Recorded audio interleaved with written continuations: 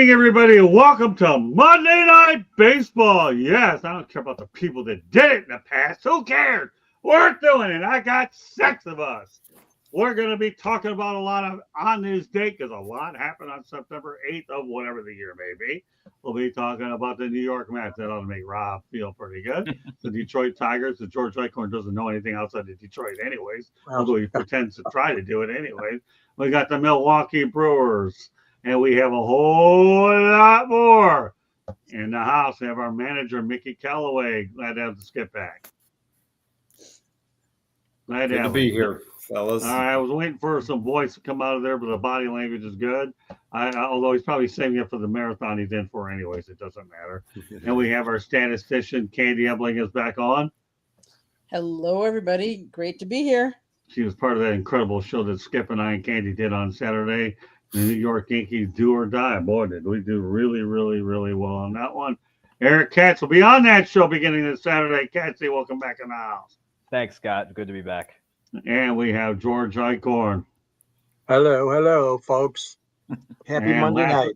And last but not least, we have Rob Moroska, the man from New York MLB Talk show that's growing very well right now with him and Chris Pizza. I'll just mention pizza tonight because it's probably a more popular hashtag than his name. I like mentioning her. Chris is the greatest kid in the world. I like have a lot of fun. But Rob, good to have you back on the Monday night show. Good to be back, Scott. All right. Well, we have a busy agenda tonight. So what we're going to do is have a little fun tonight. We're going to talk about some on this date topics. Because boy, a lot of things have definitely happened. That's for sure. So with this said. And this one's, I have to give it to Rob, okay, because this one is really tough for him. I'm going to finger him right off the bat.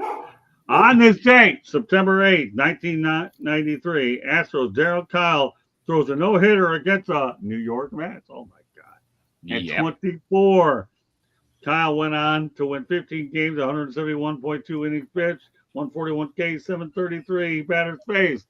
Rob, a no-hitter against the Mets. I know that has to break your heart, doesn't it?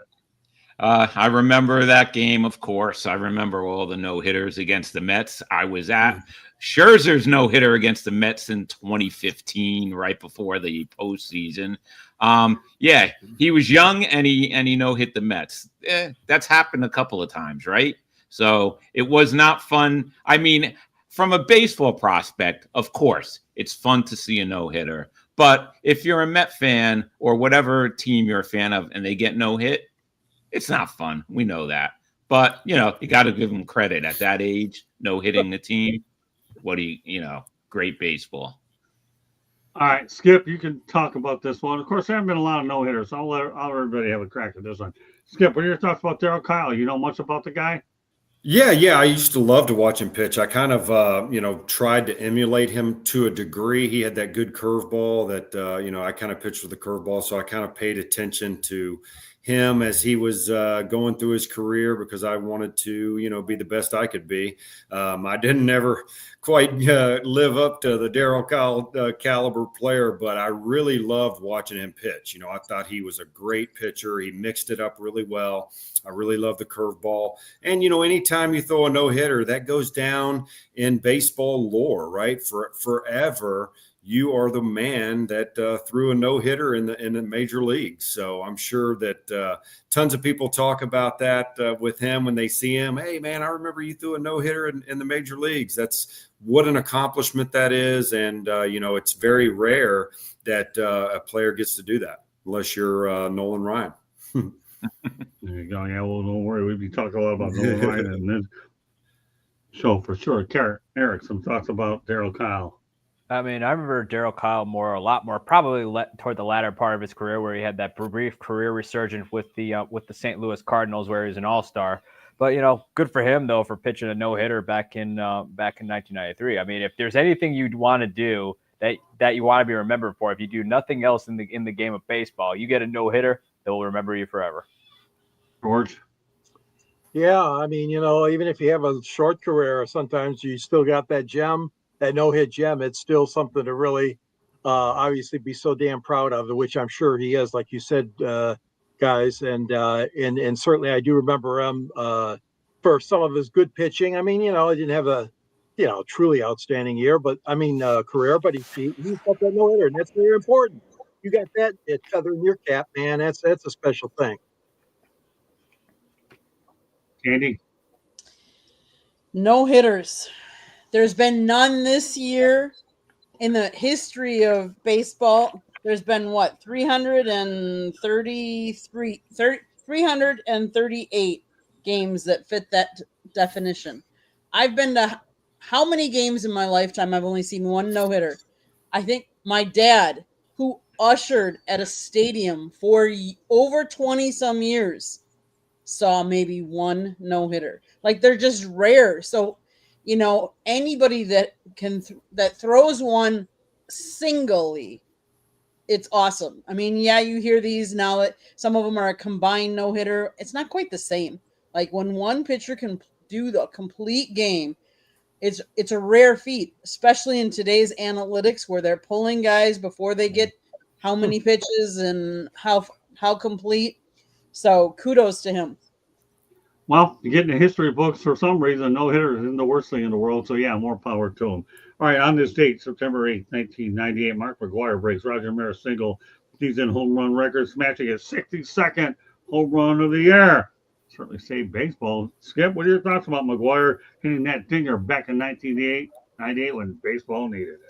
Yeah, I mean that is when baseball needed it the most, right? There was Right.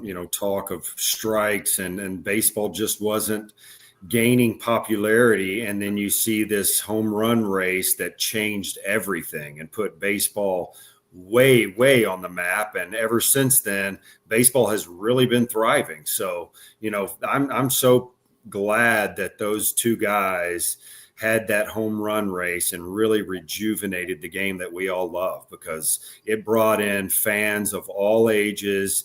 And those fans that were young watching that race are still watching today, right? That they might have been 10 years old. Those are probably some of the most, diehard baseball fans there is. So what a great season that was to watch. And it really did. It was probably the single most defining moment that since I've been around as far as baseball goes.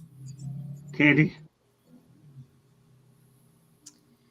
As a Milwaukee Brewer fan, here you're talking someone that was playing for the opposing teams against us. So you didn't want to root for them. You didn't want them to hit the home runs, but yet you were excited because, yes, Mickey, they were bringing baseball back to life for those people that weren't as avid of fans. I mean, my dad, he was an usher, and I grew up watching baseball, so I was there anyways, but for the very casual fans that didn't, that it brought them back. I mean, it was exciting to see, did they get a home run today? Did they not get a run? Who got a home run? Who didn't?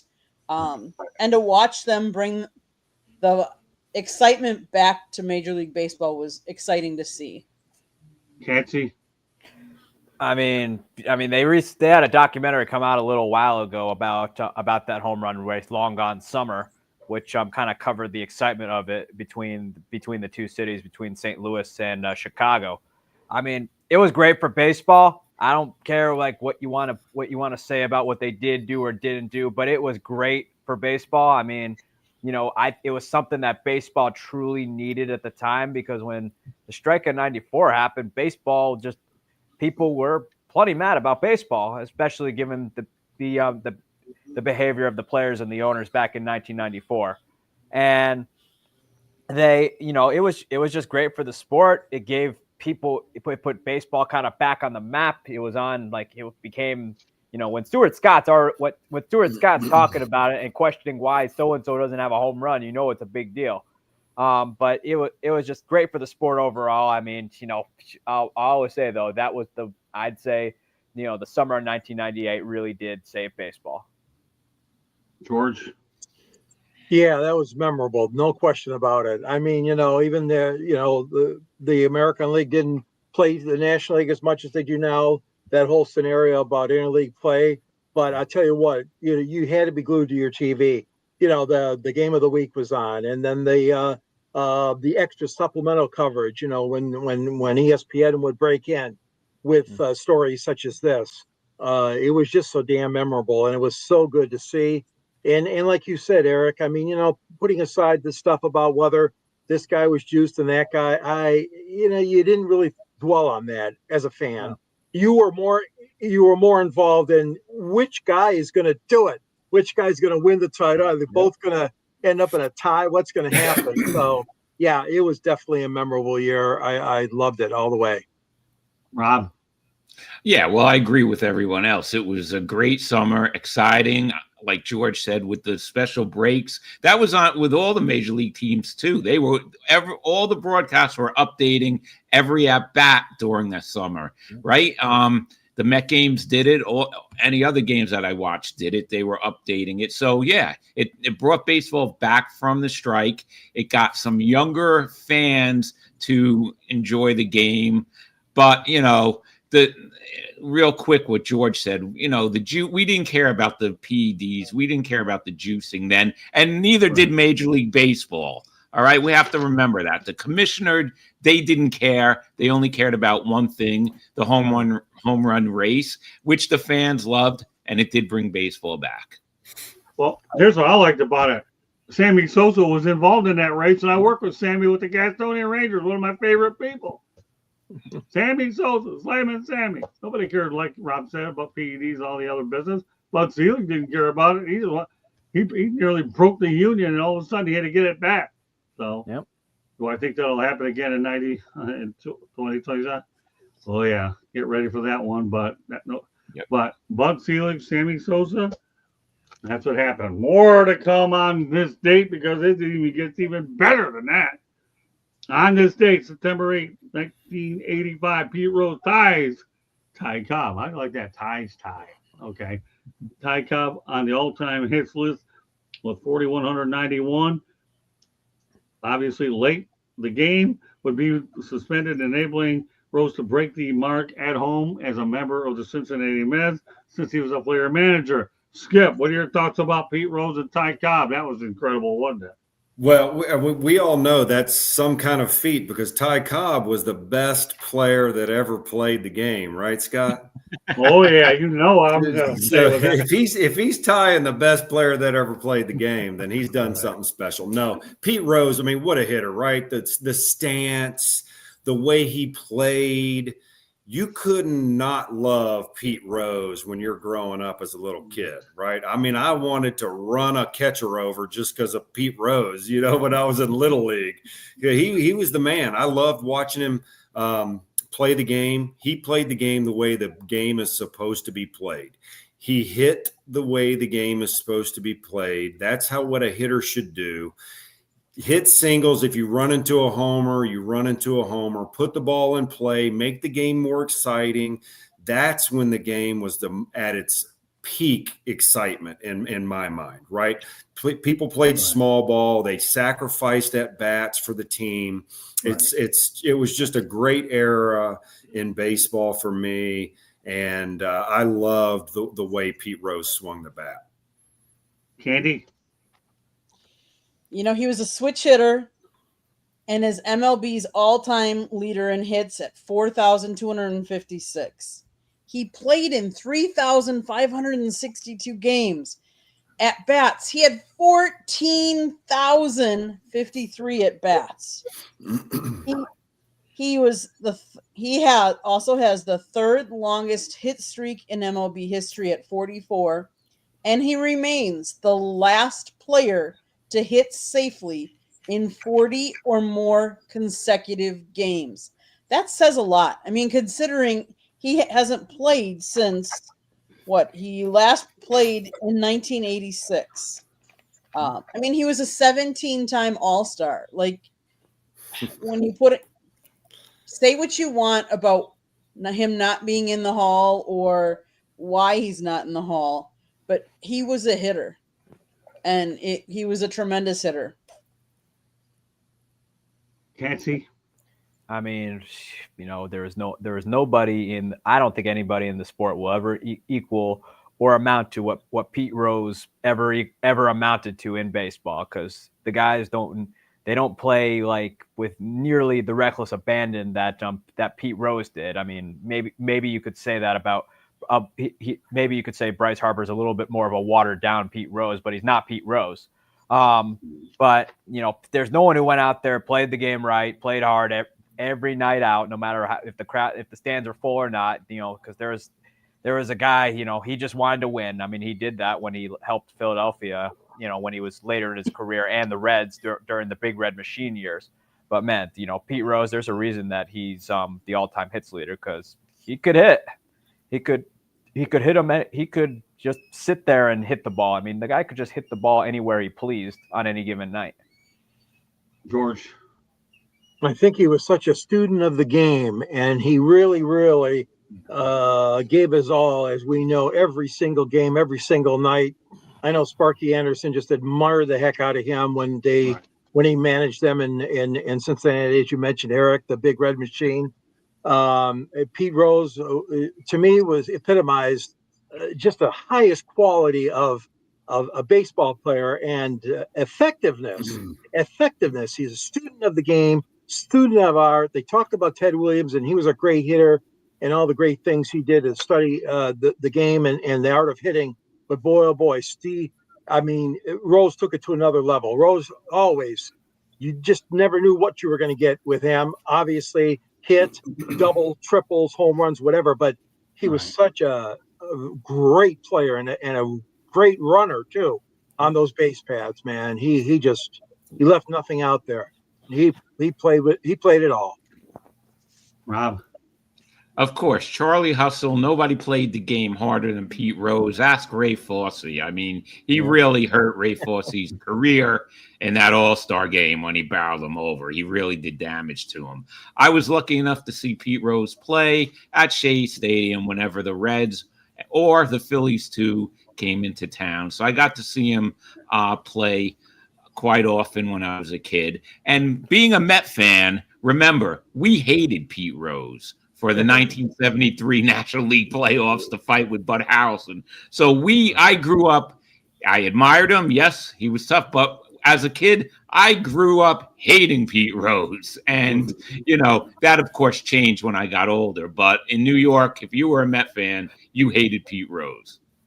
Well, now that you brought up Ray Fosse, Rob, I had an opportunity covering the Cactus League when he was the announcer for the Oakland A's to interview him. Ray's a class act.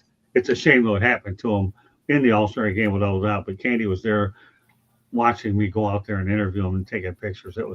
Ray died way too soon, but Ray Fosse is a class act. And Rob, I'm glad you had an opportunity to mention that. You guys ready for a couple more historical on this date, but not this particular date? I'll give you one, and maybe Milwaukee Brewers aren't going to like to hear this one, but on July 22nd, 2013, Ryan Braun gets suspended previously, and he gets out of it, but he previously got out of a 50-game suspension the previous year due to a lapse in the urine handling protocol. This time around, he didn't fight it. It takes his suspension, and his name came up along with 20 others in documents from Miami's Biogenesis Laboratories. So when you look at the legacy, Skip, of Ryan Braun, this suspension did not help his legacy at all, did it? Knowing that he was suspended for the time that he had. Yeah, no, unfortunately, anything like that is going to hurt a player's legacy, right? I mean, now it's always in doubt any of the numbers that he put up throughout his career.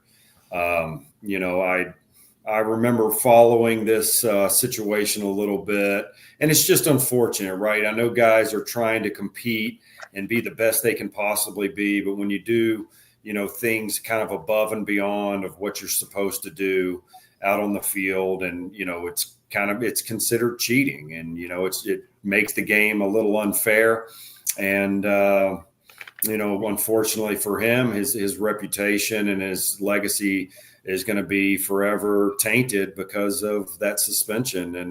And it's something where he probably got caught up in wanting to be the best player in the world and try to keep up with the Joneses a little bit. And, it just cost him, his legacy. It's very unfortunate. Candy? The one thing I will say is, of all markets for him to have been in when this happened, Milwaukee was the right market, because Milwaukee embraced him even after all the troubles that he had. I don't know that a lot of other markets wouldn't have kicked him out and pushed him out, but we even inducted him into the Brewers Wall of Fame and everything like that. In fact, last year, Scott, when we were there, that was the last time I got to see. He was there and Bob Uecker was there with him, because they were both really good friends. Did he get into trouble? Yes. Did he do something he shouldn't have? Yes. But I give him credit for, coming forward eventually and talking about it, and, and still going on and playing on with his career. So, a lot of other, like I said, a lot of other teams might have dropped him, but the Brewers actually stood behind him. Canty. I mean, I remember when it all went down too, because that was the same year where A-Rod bared the brunt of that. With Braun though, I mean, Milwaukee, he's still very much liked in Milwaukee. He went on to play for a few more years there prior to, I think, about 2020 or so. I was actually at the game where he retired, when the day the Brewers actually clinched the NL Central Division ironically enough, against the New York Mets. But Milwaukee still embraced him. It's good that, I think, like to Candy's point, he was kind of in the right market too, because, in places like Milwaukee, it might be a story for like a day or two, but then it kind of just has a way of just going away and evaporate. If you're in a place like New York, that thing's an atom bomb, and that cloud's not going anywhere for the next while. But I'm happy Ryan Braun eventually came forward. Does it hurt his legacy? Yeah, I think it does though. But still, Milwaukee embraced him. They put him on the wall. They put him on the Wall of Fame, and he's still very much, at least to my knowledge, he's still very much welcome around the organization. So it's just Does it hurt him? Yeah, but it's not catastrophic to the levels of, say, Alex Rodriguez. George. Yeah, on August 22nd, 2013 is when he released a statement. He apologized for using PEDs, and he claimed he used them, I guess, during the latter part of the 2011 season. But yeah, like Candy and you guys have said, I mean, this was he was a really good ball player. Silver Slugger Award, All-Star games, over, well over 2,000 hits.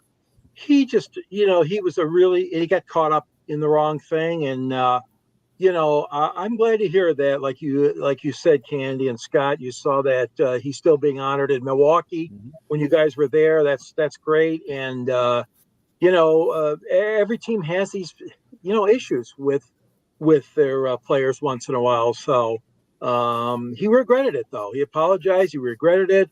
And all the more power to him. But yeah, he was a damn good baseball player. Rob? Yeah, of course. Good player. Listen, he took his medicine, so-called medicine, and he apologized, like everyone said. But like Candy said, I agree. He's lucky that I don't know if he's lucky, but good thing it happened in Milwaukee, because we know what would have happened if it happened in New York. With the press, with the fans. When he went, look at Cano, really. The New York fans turned on him after the second suspension. So, New York, he's lucky it didn't happen in New York. Candy, he's lucky it happened in Milwaukee, and they put him on the Wall of Fame, because that wouldn't have happened in New York. Yeah, with all due respect, Robinson Cano, I can't believe he left New York in the first place to go to Seattle, let alone the fact that he had all those issues later on, for sure. But yeah, it was neat to go to that event that we went to, Candy Willie. Unfortunately, we applied for 3 games, but circumstances out of our control only allowed us to get to the one. But the one we did get to go to was the Ryan Braun thing as well, so that worked out well for us. So if you're going to go to 3 games, that was probably the best one to go in the group. But Robinson Cano, yeah, go to send him to Philadelphia, he's not going to get greeted real well there either. Yeah. So, all right, so we're going to go to another on this date, but a different one too. But we're going a little bit further back. Oh my God, are we ever? On July 21st, 1926. Get this. And this actually goes ahead and talks about what Chris has said. What career record in baseball has a chance to be broken, if any? Well, Chris, this one won't. And you'll know why. On July 21st, 1926, Tris Speaker collects a 700 double. How do you like that one, Skip? 700 doubles. How does that one grab you, Skip? Tris Speaker? Yeah, that's quite the accomplishment, right? 700 doubles. That's insane. You know, that kind of speaks to me on, you know, I think I was really talking about this earlier when I was talking about Pete Rose. Like, Right. These guys played a different brand of baseball than we're seeing today. In doubles and stuff like that are exciting. I want to see guys running the bases and, you know, not either striking out or hitting a homer. So 700 doubles. I mean, what a great accomplishment. That is something that, yeah, I don't think that's ever going to happen again. Right. I mean, you know, they're going to hit 700 homers or have 700 strikeouts in 2 seasons before they hit 700 doubles. That's what made it such an interesting stat. So, all right, so I'll leave it open to everybody after they answer this question. Candy, what are your thoughts about 700 doubles from Mr. Speaker? You know, well, his total doubles after that for his career were 792. He's first on the list. Second on the list is the other guy we were talking about. Mickey, you alluded to him. Pete Rose, 746. Third on the list is Stan Musial, 725. Fourth on the list is Ty Cobb with 724. And then Best fifth on player the ever. list is Albert Pujols with 684. So there's 100 difference between fifth and first place. You'll never see that many again. I mean, like Mickey said, they're either striking out or they're hitting home runs. You know, I don't know if the size of the ballpark has changed from way back when or till now, because that would make a difference too. Because if, you know, but I can't imagine 792 doubles. But that's the kind of baseball I miss. I mean, don't get me wrong. I like home runs, but I'd like to see them running the bases. I'd like to see them stealing. I'd like to see them bunting and moving people on, and not just because we placed a runner on second base in extra innings. Right. You know, but yeah, I like to see that. I like to see offensive baseball and not just home runs. So I would have loved to have seen that. Obviously, I didn't. Yeah, But that yes. Ghost Runner rule. In my opinion, that Ghost Runner rule is absurd. That's all I can say about it. Now, I can handle a lot of the rule changes, but not that one. All right, Catsy.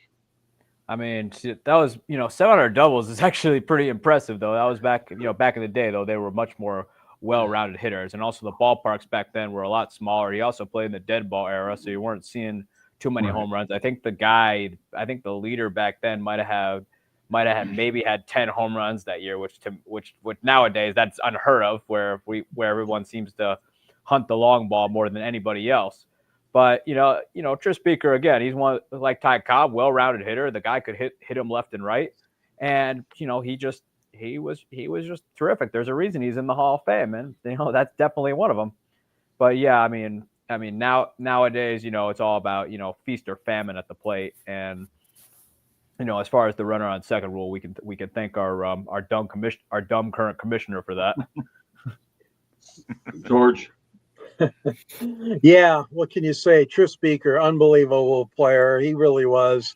345 lifetime batting average, hits 3,514.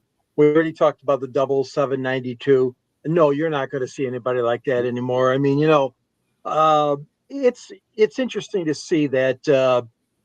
We still list those, obviously, the stats leaders. They do mean something to us baseball aficionados, who's leading in triples and doubles and home runs always. But Yeah, for a guy like that to have so many, and you mentioned too, Candy, about Pete Rose being in second place in that stat, and it's just incredible. And I've always liked it too.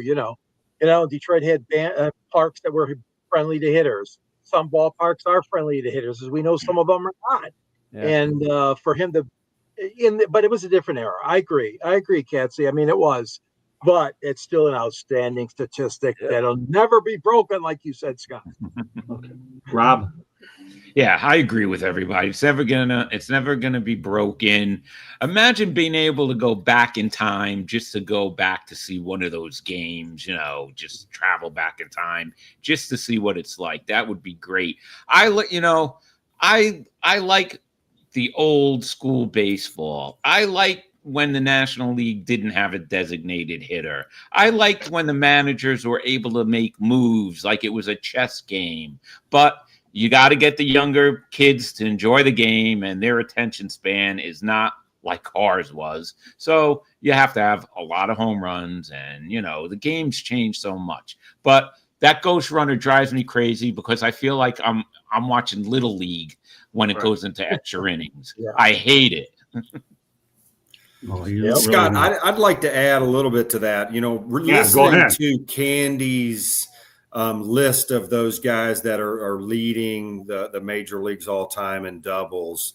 To me, what stands out of the guys that I got to see play, Albert Pujols, Pete Rose, guys like that, they had that opposite field approach, right? They weren't up there just trying to Deadpool. And I guarantee you, Speaker and those other guys on that list, if you look back at their swing, they're trying to stay inside the baseball, take the ball the other way, and then if it's in, they'll turn and hit a homer. Albert Pujols was the best at this, right? He covered the plate away, and he reacted in. And that leads to extra base hits, a more exciting game.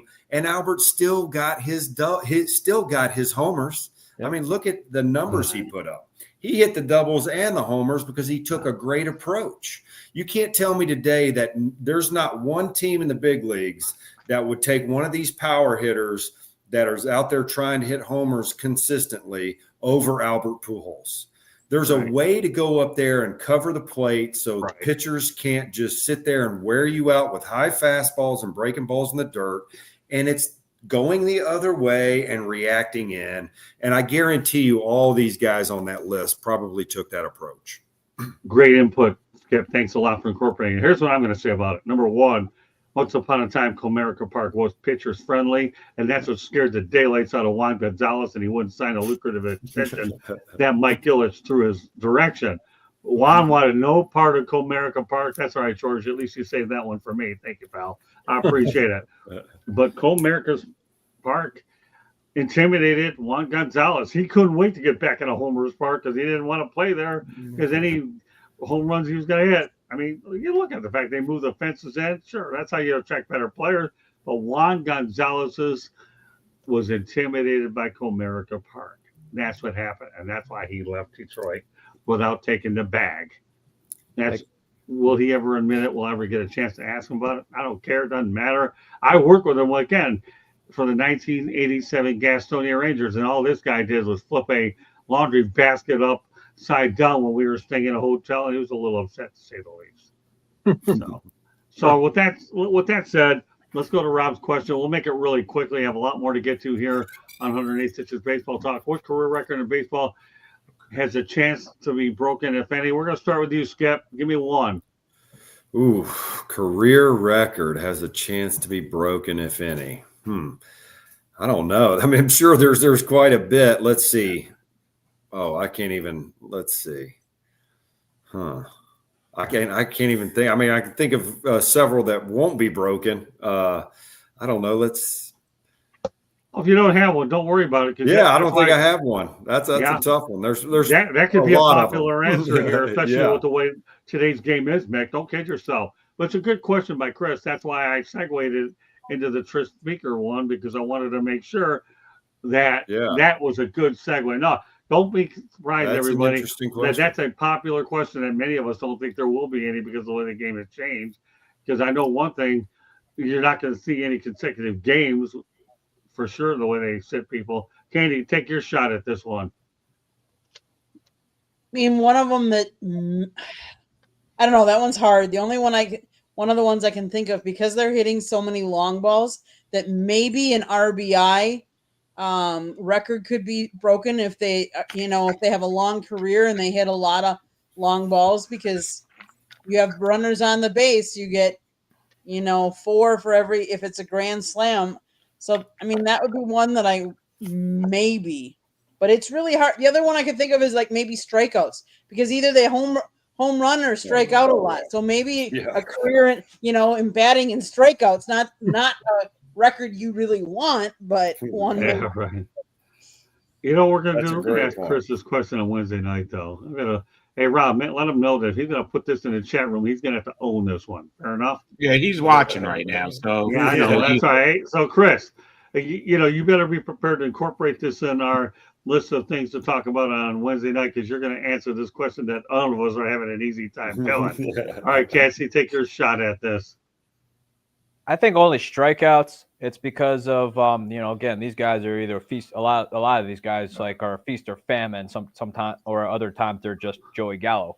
But they're but it's not like I just can't see them right. I just can't see a lot of them being broken. Guys are getting days off a little more often than they used to, and so it's just harder now. And so maybe home runs, but again, someone's going to have to be one of those players that just comes along and then they start raking. That's just what's going to have to happen. And right now, I just don't see it right now, just given the way the game is played these days.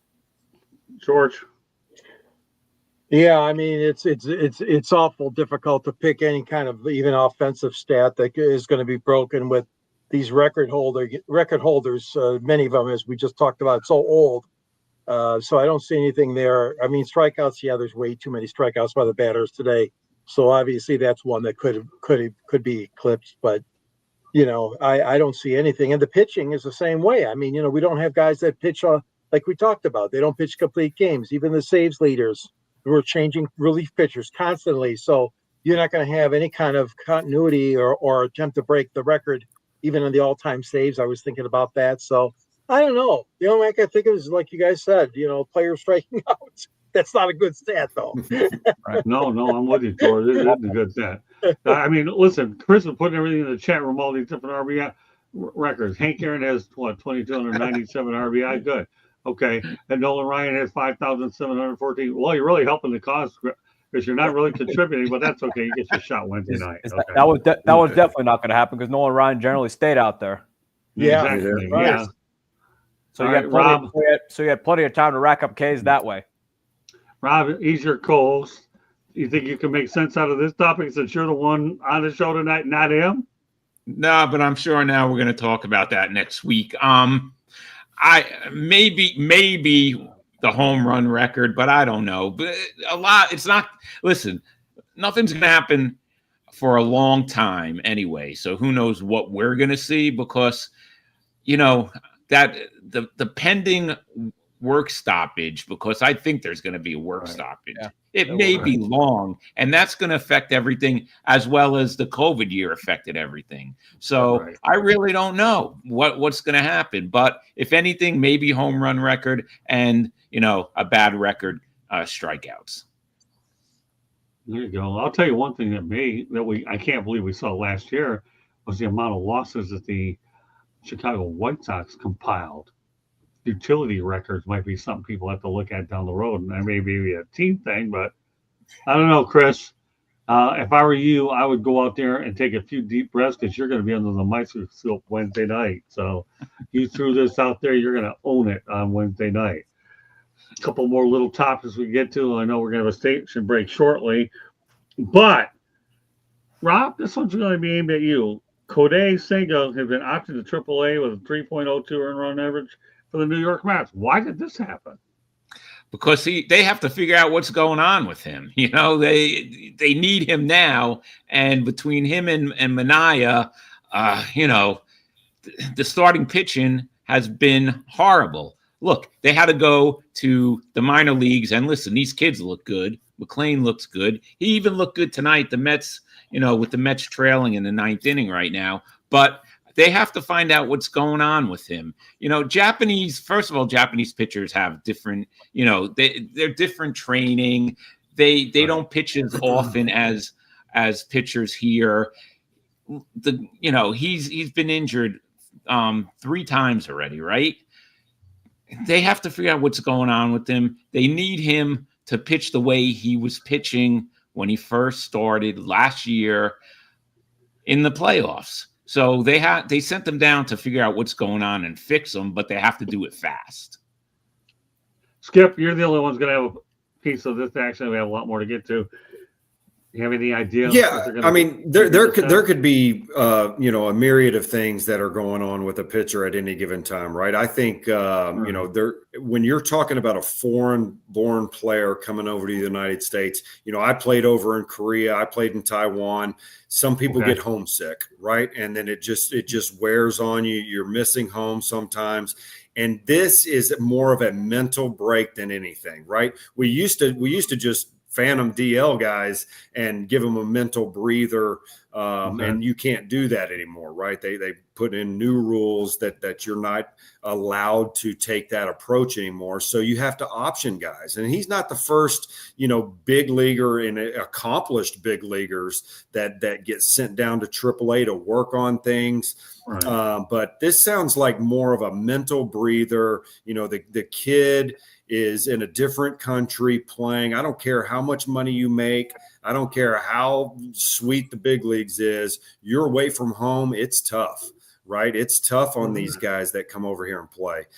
So this is just a little mental breather. Hopefully they can get him 4 or 5 starts, maybe 2 or 3 starts, get his head right, have him relax, have some success, and get a little bit of that confidence back, where that mental side, that mental edge that he needs to go out there and succeed in the big leagues is back. Okay, we're going to move on to another topic. Not everybody has to comment on anybody if they're area specific. All right, Eric, you can comment on this if you want.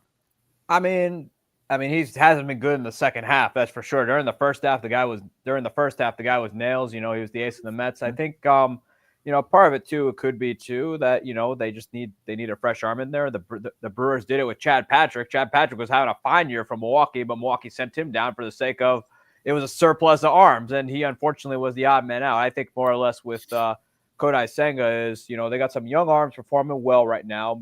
Nolan McClain and I think Jonah Tong, who are performing well right now. So let Kodai Senga get his edge back, because there is a track record for success with that guy. He's been an all-star before, and he's a solid pitcher. I think more or less it's just about him just kind of just getting himself together and coming back for the Brewers, coming back for the Mets stretch run here, where they're trying to kind of lock up that final wild card spot and prevent them from doing their annual Metting.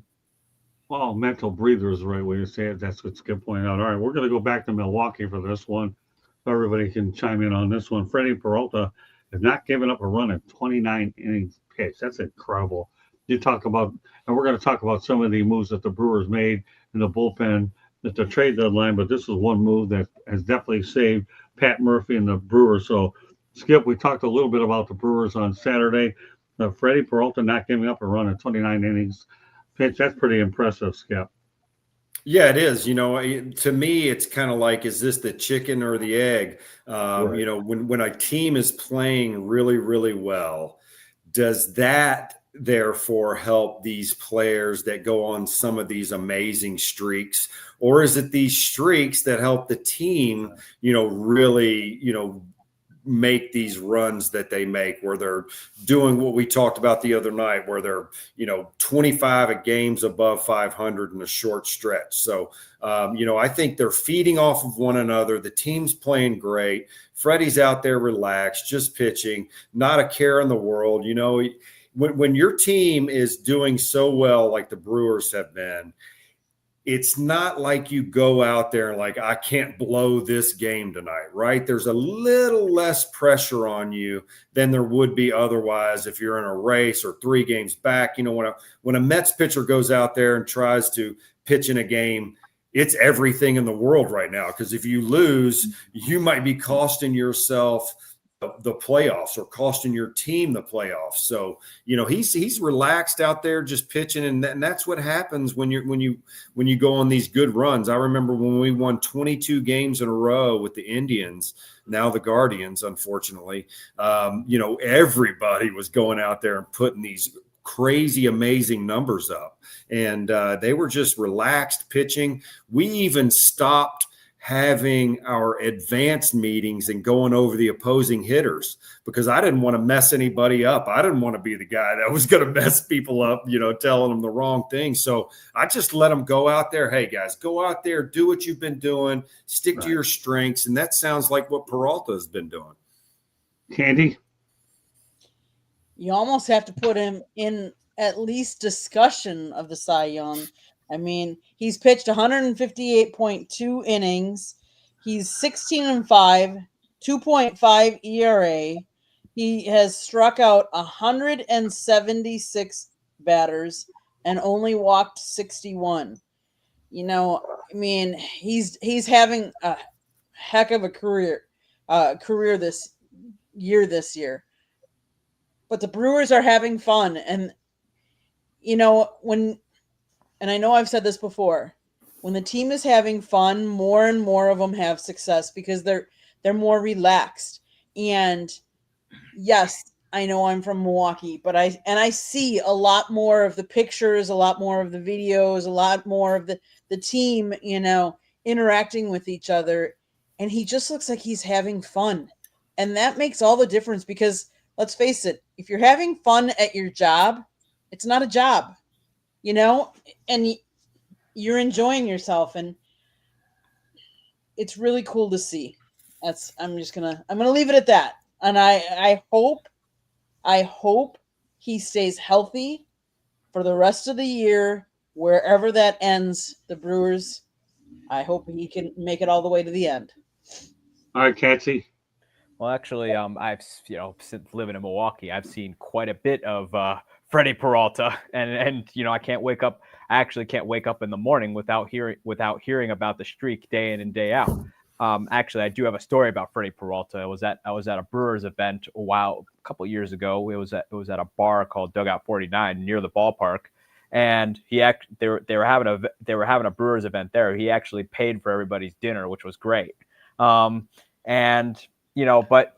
been great to see. I was at one of the games, seeing him out in the mound just shove. I mean, I've written quite a bit about Freddie Peralta, not really about the streak, but how he's not getting enough love. I mean, this guy is having like having a mid-twos ERA, which is very hard to do. And no one's talking about it. It's all been about Paul Skeens or Christopher Sanchez, or when Zach Wheeler was healthy, it was about him. But we're not talking enough about Freddie Peralta. He is one of the best pitchers in the National League. He at least should be in that conversation, but I don't think he gets the run nationally like he should. I think part of it too is the Brewers have been just unreal this year. Probably the best Brewers team I've seen since living here. And they're 7.5 up on the Cubs. It's like a whole like week of the season, especially with only 18 or so games left. So that's going to be next to impossible to make up unless you pull a 69 Mets. But I digress. But it's great to see. Again, I don't think Peralta gets enough love nationally, and is one of the best pitchers in the National League. And the fact that he's doing it for the Brewers and he's out there having fun, and the Brewers obviously are having a ton of fun this year, especially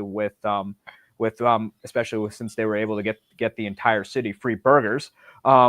It's been great. I mean, it's just been awesome to see, and I'm happy for Freddie. I mean, no other guy you'd want it to happen to than him. Great guy all around, very entertaining.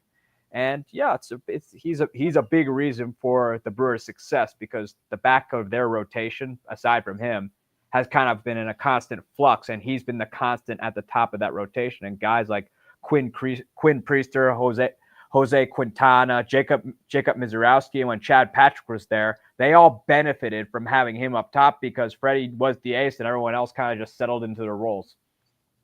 George? Well, when you look at some of the stats, those games, okay, the Brewers actually lost 2 of those games. Yep. His last game against Philadelphia, the Brewers lost 2-0.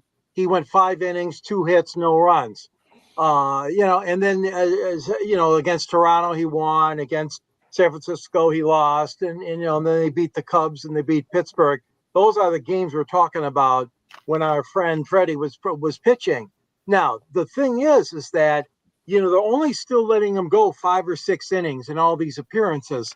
That's not his fault. That's just the way baseball is now. So I don't fault him on any of that. In the old days, yeah, you would have seen these guys have complete game wins or shutouts. But the fact of the matter is, he's got a hell of a streak going, and all of these 5 games that were involved, 1 run, 1 hit, 2 hits, 3 hits. That's it.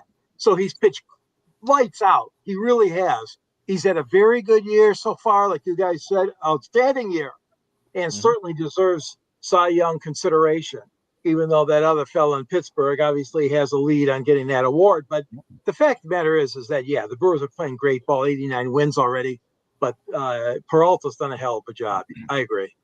I will say, George, though, I was at one of those games against the Giants, and I'm telling you, he gave that team a chance to win. Yes, the Brewers may have lost, but it wasn't because of Peralta. It was because his bullpen sold on him.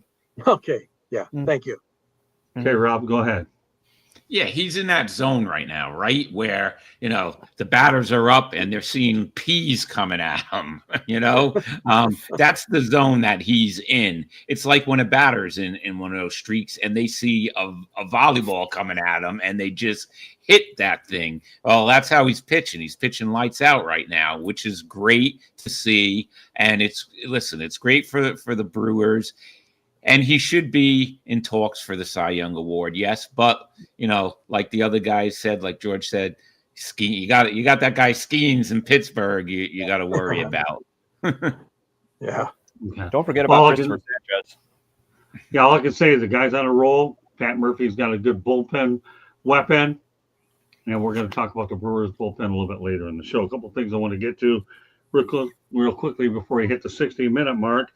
I have to tell you, though, it is news when this happens. The Colorado Rockies actually beat the St. Louis Cardinals 6-0 in July and recorded their first shutout win in 220 games, an MLB record in the modern era. Skip, when the Colorado Rockies get a shutout. Oh, my goodness. Yeah, that's some streak right there. I mean, 220 games without a shutout. That's insane. I remember I'd get mad if we didn't shut a team out once a week when I was the pitching coach for the Indians back in the day. So, I mean, that's just a long time. I can't fathom that streak. That might be a streak that might never get broken again. I mean, that's the longest streak. That's going to stay like that for a long time, especially with the way that, these guys are swinging the bats and swinging for the fences. These solo homers going to get you at least 1 run. But I mean, that's pretty amazing. I can't believe that lasted that long. That's why we brought on the show, Skip. I told you. I'm going to I think we need to give that pitching coach a raise over there. Yeah. Right. We'll throw Jim Leland out of Colorado. Stuff like this. Right? Yeah. He had a nervous breakdown after 1 year. So there you go. We come up with. Yeah, Colorado's bad for baseball. It really is. Going over there, it's a nightmare for any team that has to go in there. If you're a visiting team, it's like you at the beginning of the season, you're checking out. When do we go to Colorado? All the pitchers are like panicking. You're going into Colorado. Their ERA is going to go up a point, like almost a run because they're going to give up 7 runs. It's insane. That ballpark needs to be, 600 feet or be blown up. All right, Eric, what's your take on this? I know you have to step out for a few seconds, so go ahead. Give me your take on this, and we'll continue to roll around the horn. I mean, that sounds like something you really have to try. You actually really have to try. It's oh man, I mean, Colorado is not exactly a pitcher's paradise, but the only guy who was really good at it for a little while there was Ubaldo Jimenez for about 4 years. where he somehow mastered pitching over there, which I didn't even think was possible. But, good for them. I mean, the Cardinals have been kind of, mediocre at best this year. They've been kind of in and out of relevance in terms of the postseason. But nice to see Colorado at least can add a little highlight to what has already been kind of a dreadful year for them. So at least it's something to kind of hang their hat on there. But I'm telling you, it's another reason too why even though MLB is talking about Utah, I mean, I think Utah is an even worse idea because I think it would actually be Coors Field on steroids. Because the elevation's worse there. Okay, Eric, do what you got to do. George, continue on. Yeah, the 3-0 is what we're talking about, right? That shutout.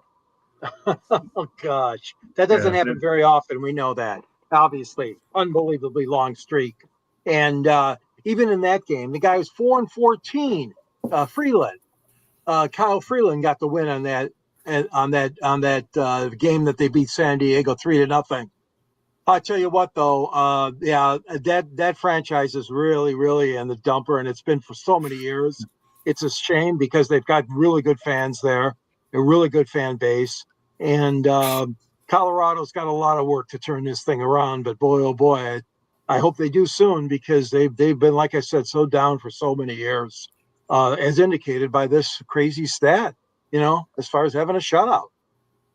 Rob? Yeah, you know what? That is a crazy stat. I mean, of course you're gonna blame some of it on Colorado, but remember they play the other half of their games other places. So couldn't they squeeze out a shutout somewhere? I could imagine. Mick, could you imagine if the team if the Cleveland Indians went that many games without a shutout? I mean, how crazy would that make you?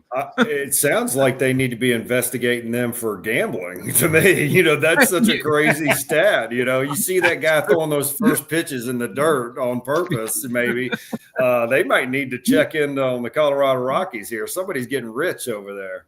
Yeah, it's just that is a crazy stat. But, what pitcher wants to pitch in Colorado? Ask Mike Hampton, Right. he leaves New York after a great situation to pitch there. And he said, maybe that wasn't the smartest move I ever made. So, he went there and he ended up hitting me, got me a prolific home run hitter. He did all right. He's one of the few pitchers that can hit. Yeah, he was. Yes, definitely. Yeah, he proved that you can play long ball out in Coors Field. All right, Candy. And then you know what, Skip? I'll tell you what we're going to do. We're going to give you lone shot at this one topic because we'll talk about it more on Wednesday night. Fair enough? Okay. But Candy, give me your thoughts, and then Skip will comment on Joshua Doerr's comment about Philly Karen. You'll get the opportunity to talk, but we'll save the rest for Wednesday night. Go ahead, Candy. Colorado ended their span of 220 consecutive games without a shutout.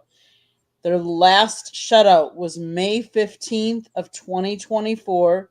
It was an 8-0 win at San Diego. It is the third longest streak all time, behind only the 1893-96 Washington Senators, which had 383, and then the 1897-99 St. Louis Browns /Perfectos, which had 298. So those are records that, those are old. Those are long time records. What does that say about their pitching staff? That they haven't pitched shutouts? Does it mean that they pull them too early? Does it mean their relievers aren't as good? Does it mean the batters were just that much better? That's just crazy. Joshua Doerr, yes, the chat is working. Don't worry. We're not forgetting you, Mr. Joshua Doerr. It's just that you came in later. We've been putting up the other ones earlier in the show. But yeah. So Skip, you're the only one that's going to comment on this one. I think it's probably appropriate that it comes from you anyways. Obviously, trending topic over the weekend. Everything else will be mentioned on Wednesday night. I repeat, I have a lot of show to get to. What are your thoughts about the Philly Karen situation? that transpired over the weekend. I think it was a bunch of nonsense. But Skip, you see a lot of this stuff, or maybe you haven't. You have the floor on this, and then we'll continue on. Yeah, I mean, the game needs to be about the kids. Right. Anytime a kid has a chance to get a ball, any adult needs to just step away and give. And if you catch a foul ball as an adult and you leave the game with a foul ball and it's not in a kid's hand, then you should be ashamed of yourself, in my opinion, right? This game is for the fans and especially the kids. If you're getting a souvenir, the kids need to be the ones leaving with a souvenir, in my opinion. So, I hate it for everybody involved that it gets blown up in the press the way it is, but let's let the kids get the ball. Yeah, no doubt about that. Okay. All right, let's continue on. We started with the Colorado theme. Now we're going to have a little bit more fun with it. The Yankees actually about a month ago optioned newly acquired reliever Jake Bird to AAA. In 3 appearances since trading for him on Colorado, he allowed 6 earned runs, 2 innings pitched, and a walk-off 3-run home run against Josh Jung. This just goes to show you the tolerance that the Yankees won't take with a guy who's underperforming where Colorado can get away with it. Skip, what are your thoughts about the lack of patience that they had for Jake Bird? Yeah, I think that that happens a lot, right? If you're not one of the main guys and you get up there, you got to perform right away, or we're going to go get another arm. It's just how it goes. We don't have time, especially with the way the season is going there in New York. They don't have time to be, giving guys an audition. You got to step up, you got to pitch, and you got to do it well.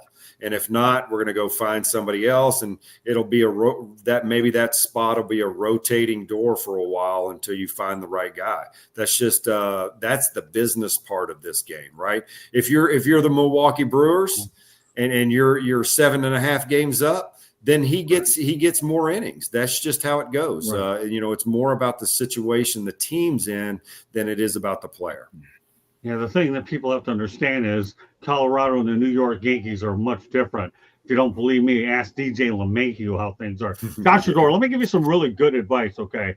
The Philly Karen theme was brought up on Professor and the Pupil, and Eric and I talked about it. He really doesn't care about the topics. That's why we stayed away from it. So, Joshua, I would advise you to watch the Sports Exchange on Wednesday night, okay, for more input from everybody else. And we talked about it earlier. Enough said, Joshua Dor. I just want to make sure you understand that since you don't know any other topic except Philly Karen and baseball, that's all that's relevant to you.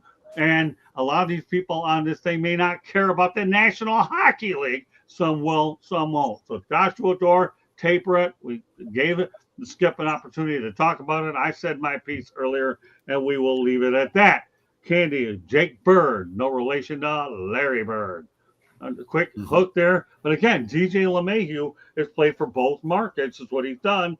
Then DJ LeMahieu, I had an opportunity, Skip, and Rob and everybody else. I interviewed him when he was just out, and what a heck of a player he really, really is. And those two guys played in both markets. Candy, take it from there, please. Who are we talking about again? Just give me the name. Talk about Jake Bird, Candy. What? Go to Eric first for me, please. All right, go ahead, Eric. I mean, he got shelled in like 2 out of his 3 outings, and the Yankees were kind of clinging onto a playoff spot. That can't happen. I mean, sure, you can get away with it in Colorado, where if you get shelled and no one's going to bat an eye, given how bad that team is anyway. But this is New York. You got to be. It's a what have you done for me lately sort of town. And if you're not getting it done, you're going to be the main character on WFAN at 7:00 in the morning on someone's drive to work, which I'm sure Skip knows all too well. Yes, I do. But it's you got to produce in New York. Yes, you're coming from Colorado where things aren't good. I get it, and pitching at that altitude is not easy because they don't talk about what it does to your body when you're actually out there. They talk about how essentially the ballpark is essentially six flags for hitters. But you got to produce. the expectations are World Series or bust for better or worse. Not saying that I necessarily agree with that, with it having to be that way, but you got to go in there and produce. If your team is clinging to a playoff spot and you're costing them games, you're going to be down in the bus leagues, and that's just the way that is. And unfortunately for Jake Bird, despite a hot start in Colorado, he's right now having to be in the bus leagues because he wasn't producing in New York. This is New York. This is reality. It's championship or bust, and you just got to deal with it. Otherwise, quick comment about Philly, Karen, after you're done here. That way we can get Joshua Dora off this topic, because we have a lot of other things we need to get to real quickly after you're done with finishing here and that. And Joshua Dora, that will be it tonight about this topic. But yeah, otherwise, if you're not producing in New York, you're going to be the main character on someone's drive to work on WFAN at 7:00 in the morning. Okay, go ahead. Philly, Karen, make it 60 seconds just to pacify this guy. It's the equivalent of giving a dog a bone. Yeah. Well, I was really reluctant to talk about this, Josh. I know but he obviously, I have a good ear doctor that he can go to because you're not listening to me. So go ahead and say what you want. Make it 60 seconds or less. Yep, Josh. It was a shame that it happened.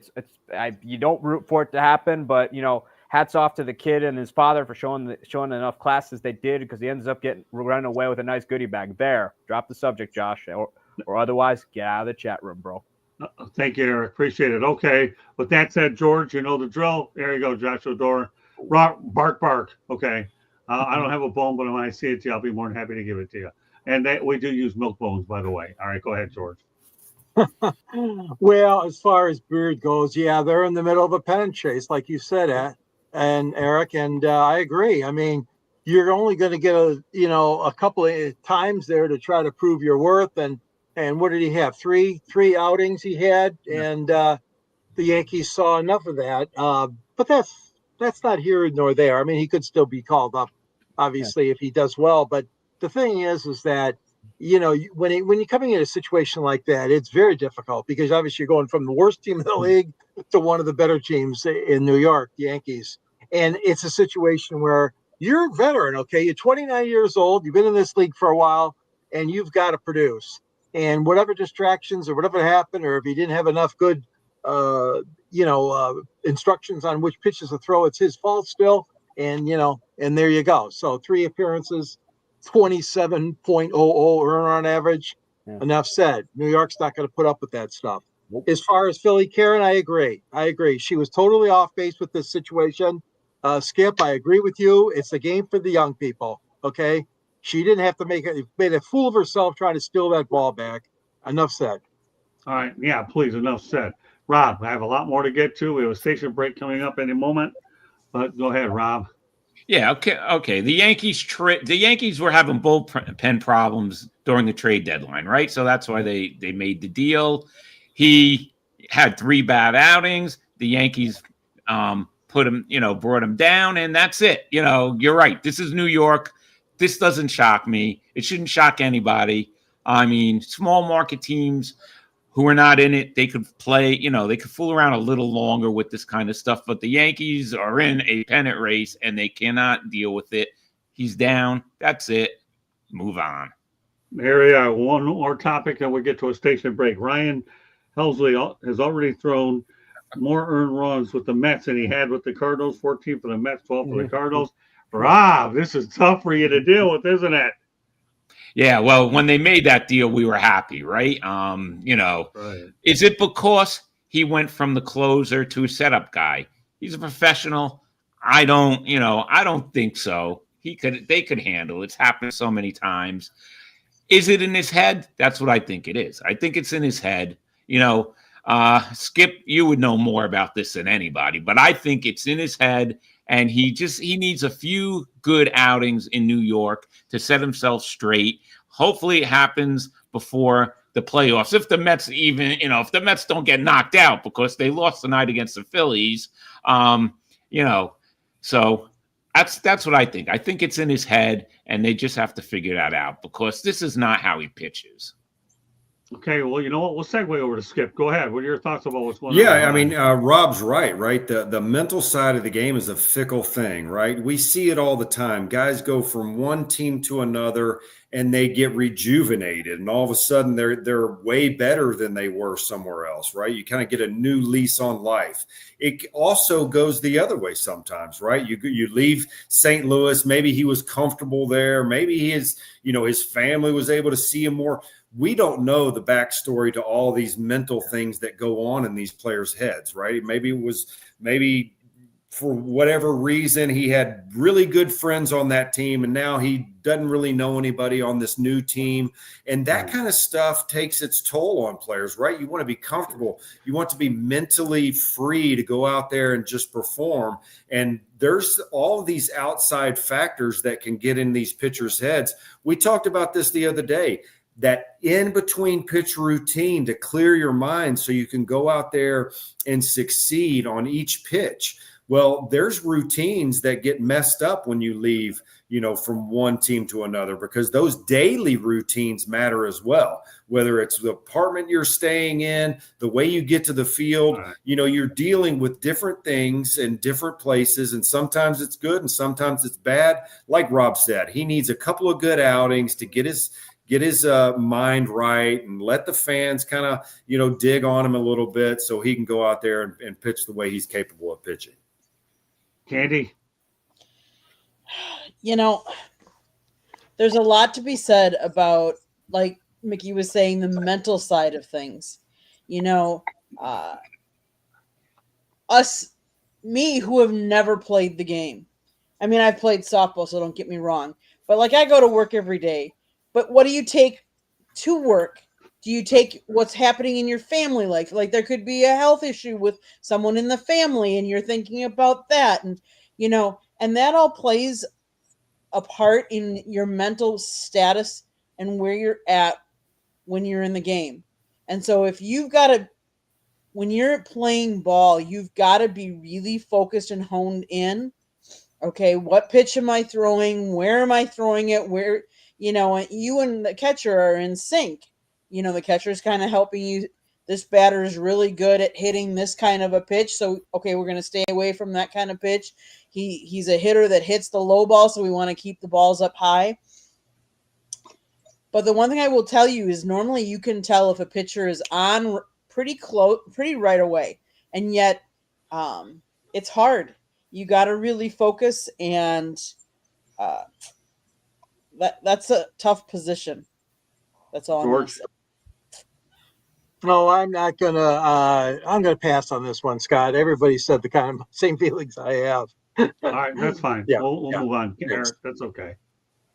Well, part of it is he really, even before he came to New York, he was not the same guy anymore. His ERA was higher than it had been, and aside from his early years, just as a middle relief guy, where those numbers can kind of get inflated a little bit. He just hasn't been this. He wasn't the same guy in St. Louis as their closer. When he came over to New York, he had a 3.0 ERA, which is good, but as a closer, that's really not good, especially when they need you in the ninth inning to shut it down.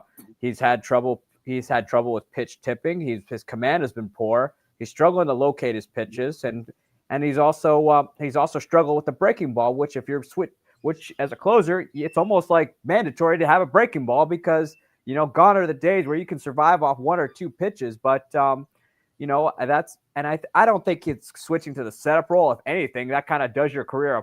It kind of does your career a favor because there's still pressure, but it's not nearly what it is coming out there in the ninth inning, where it's all on you to end the game. As the setup man, yeah, there's pressure, but even if you give it up, there's always hope for your offense to come back. Sometimes that's not always the case as the closer.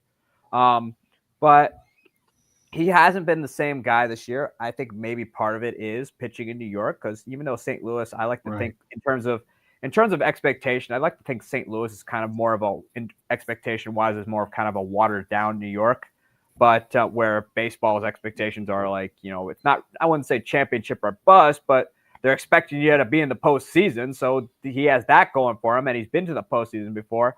I just think too that it's New York, and I just don't think he really is. is he I don't think he can pitch in New York because his ERA is getting inflated like a flat tire. All right, let me just say this real quick. A lot more to get to. Candy's going to do a station break in a moment. Going from St. Louis to New York is culture shock. You go to a Midwestern market to a number one media market, your accomplishments or lack thereof will get magnified a lot more. We'll see if he gets it straightened out. So go ahead, Candy, station break. A lot more to get to when we come back. Lessons from the microphone, tuning into the enduring wisdom of visionary leaders. This book is written by our host, Scott, the Motor City Madmouth Morganroth, and the foreword is written by another panelist, Mr. George Eichhorn.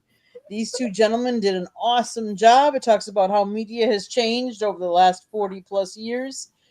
Scott's got a lot of good stories in there and some good pictures, so go get your copy today. It's available on Amazon, Barnes & Noble, Kindle, Google, and Apple Books.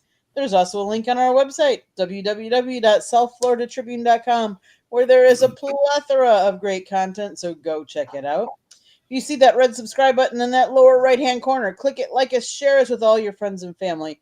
And then don't forget to turn the notifications on so you're notified every time we go live or we put up a new video. Some great videos out there. You got to go check it out. If you like to listen to podcasts, you can find us wherever you get your podcast. If you want to advertise, call Scott 954-304-4941. If you want to be a guest or have topic ideas, you can always email us at southfloridatribune@gmail.com. Back to you, Scott. Thank you, Candy. I'll talk about, well, on Saturday, Skip and I and Candy talked about the Yankees and the Toronto Blue Jays series. It just so happens that the Yankees took 2 or 3 from the Jays, and now we're 2 back from the Toronto in the AL East. Anybody surprised that the Yankees are starting to make a move? Skip, what are your thoughts? Pretty impressive weekend for them. Yeah, I mean, I think this is good, right? This is good for both teams. I think that the Toronto Blue Jays need a little, a kick in the rear a little bit to really say, hey, oh man, they can actually catch us. You get to this point in the year and you're up and you're up a few games, and all of a sudden somebody starts creeping in on you. You start to really, try to right the ship. You can get a little lackadaisical when you're in the lead, and all these teams chasing, they're grinding out every day. So this is good for the Yankees to get a little bit closer, and this is good for Toronto to push them to say, hey, we got to start playing better. We can't just, kind of lay on our laurels and just, this lead's gonna do. No, you gotta play the game the right way, and you got to start beating people up at the best you can. Candy, we talked about it. Just give me a few brief thoughts about the Yankees taking the series against the Jays. I mean, kudos to them. They need to put their pedal to the metal because they're a little bit behind, and this is the time of year you want to get hot and start getting hot now and making a move. Eric? Well, it's great momentum for the Yankees because that's coming off the heels of taking 2 out of 3 from the Houston Astros into Houston, which is not an easy place to play. But the Yankees kind of needed that series. We all knew they had a solid team offensively. It was just a matter of them putting it together. I think having Aaron Judge back helps. And also, Toronto needs to worry about their pitching staff because in the midst of them they've been benefiting from some great offensive performances, and they were fortunate enough to ride it as long as they did. But their pitching staff, I'd be really concerned about come the postseason because their closer Jeff Hoffman is very, very erratic, and the rest of the staff, aside from maybe Eric Lauer, is kind of just and maybe Kevin Gossman, it's kind of just mediocre at best. So, it doesn't surprise me that Toronto is starting to lose it a little bit because personally I thought they weren't really a playoff team. But I think now, though, I would not shock me if there's some more heartbreak in Canada. George? Yeah, you stole my thunder, Catsy. Yes, to Hoffman, your star reliever. But yet he's got a 4.77 ERA and 7 blown saves and 6 losses. Yeah, I definitely agree. The bullpen, especially pitching in general, is going to be an Achilles heel for Toronto unless they can buckle down and get that staff and that relief the relievers lined up properly, because it's all full steam ahead for the Yankees now. I mean, they got a great lineup, and it certainly is exciting for baseball. I mean, to see this race, nobody expected Toronto probably in that race, but hey, it's good for baseball, and I do commend the Yankees, for taking 2 out of 3 against them. Rob? Yeah, Yankees needed to take that series. They did what they needed to do. People here in the media, they were saying, Toronto in the Yankees' heads, is Boston in the Yankees' head. So now is the time for the Yankees to just show and play the way the Yankees play. They took 2 out of 3 from Toronto. They're playing Detroit, George, as we know. So we'll see what happens with the with the series against Detroit, and then the Yankees are going to have to do it against the Red Sox, because I think that the Red Sox are in the Yankees' head right now. So good for the Yankees. They took 2 out of 3. I agree with everyone else. I didn't think Toronto was going to be in it this long, really. I didn't think it was going to be a 3-team race, but it is. Well, great segue to where I'm going now. That's for sure. Michael Kay reached out to Don Mattingly to quell the Blue Jays controversy when he did not believe he was insulting the Blue Jays for not being a first-place team. So, hey, listen, Michael Kay and Don Mattingly worked together for a while. What are your thoughts, Skip, about Michael Kay using his former guy here to try to slow things down a little bit? Yeah, I mean, I think he did that out of respect for Mattingly, because Mattingly's so involved in Toronto, and right. I'm sure that Michael Kay's never tried to degrade any other team other than So who knows? I think he's just trying to keep his friendship with Don Mattingly more than anything. That's fair enough. That's the truth there. All right, Candy. Yeah, the same. I think Don's such a respected individual in the game. So, anytime you can do that, more power to you. Use it. Okay, Eric. Michael Kay has been at this for a very long time, so he kind of knows the deal. I'm sure it's not the first time where he's kind of had to kind of walk back the flames a little bit. So, the fact that he has Don Mattingly right there, who I think arguably is Michael Kay's probably second favorite player behind Bobby Mercer. I think that's part of it too. But, it's just, Michael Kay is just kind of trying to walk back some things a little bit. So why not use your buddy to at least help you out when everyone else doesn't want to? George? Yeah, every time this is a long season, and you're going to have some back and forth in that sort of situation. It is interesting, though, because, Mattingly's now, as you guys know, you talked to him, Scott, earlier, and having a great time with Toronto, and they are a good team. And so I'm happy to see that Don is happy, too, because he's on the other side of the fence now. Not that he wasn't in Miami. We know he was, too. But right. Michael Kay, I mean, things get sometimes blown out in proportion, but it's a little banter going back and forth. I don't mind it, really. I really don't. Rob? And you know what? I agree with Mickey. He probably did it because of his friendship with Mattingly. Because do you think anybody in New York cares if Michael Kay put down the Toronto Blue Jays? No, they don't care. We don't care about that stuff in New York. You know that. So I just think it's what Mickey said with Mattingly. Because who cares if he put down the Blue Jays? Well, I'll say this, but I'm glad we were able to combine these two for the most part. Michael Kay's good people. I've met him a few times, and I look forward to hopefully seeing him in Tampa next spring. Don Mattingly, people don't know by now, he's certainly one of my all-time favorite people in baseball.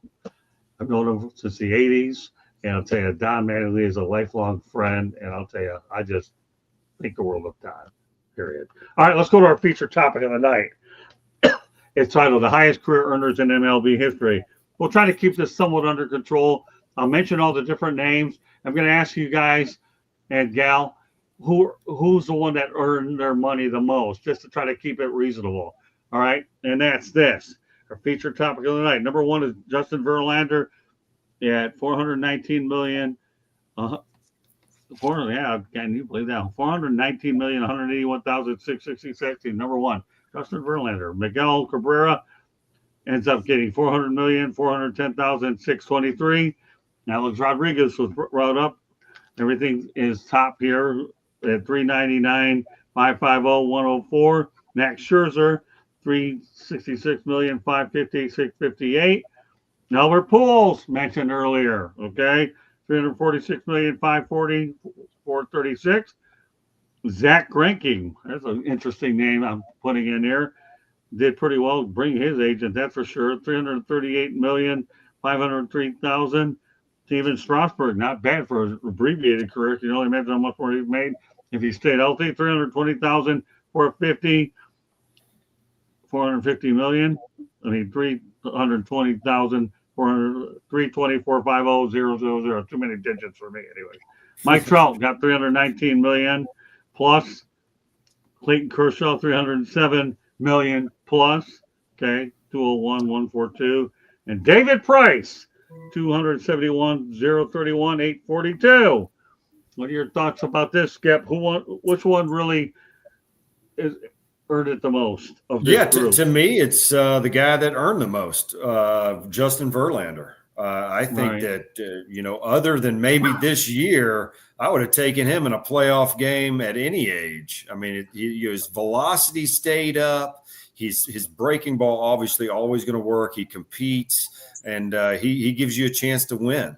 I think you see some of these guys, they sign these long-term deals, the Cabreras and the Pujolses, and there's some pretty rough years right on the back end of those 10 to 12-year deals. And for Verlander, man, he has kept it up into his ripe old age that he is. Right. So, this is really the first year I would say, oh man, it's been a rough one for him. But I think it's the guy that made the most, Justin Verlander, for me. Okay, Katie.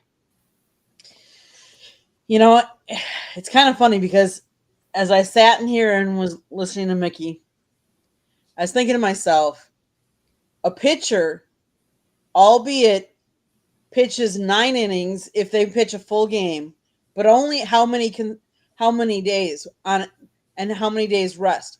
Whereas a position player could be playing every single game, could be influential in every single game. So I guess for me, I would go more towards like Pujols because, it's someone that affects more games than just one every 4 or 5 games. Not to say that a pitcher isn't well-deserved, because if you listen to that, most of those were pitchers and great pitchers at that. But I think someone that affects the game every single game or more games than a pitcher, that's where I would put mine. All right, Canty. I mean, it's easy. Verlander. I mean, he's got multiple World Series rings. He's got multiple Cy Young awards, especially on the back end of his career, where the guy was arguably probably better at that point in his career than he was in the first half of his career. Especially in Houston. I think he definitely did. I mean, this year, come on, let's be real. The guy's in his 40s. Father Time is always undefeated, and there comes a point in time where the body starts to break down, and you can do nothing about it. But the fact that he's been able to, that he was this good for this long, I mean, he's definitely earned his paycheck. George? Yeah, it's going to sound like a repeat here, but I'm going to go with Verlander as well. Obviously, championship seasons, and he got to pitch in 2 World Series when he was a Tiger. And now, of course, like you were saying, Mickey, I mean, it's a downer of a year for him. But this guy was money when you needed it. He was right on.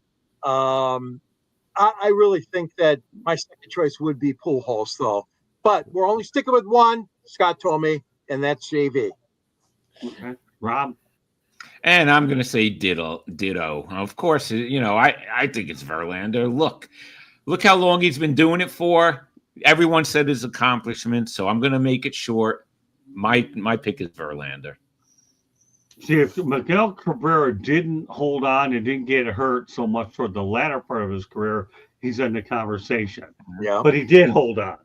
So, yeah, I'm going with Justin Verlander. By the way, a little footnote about David Price. Get this.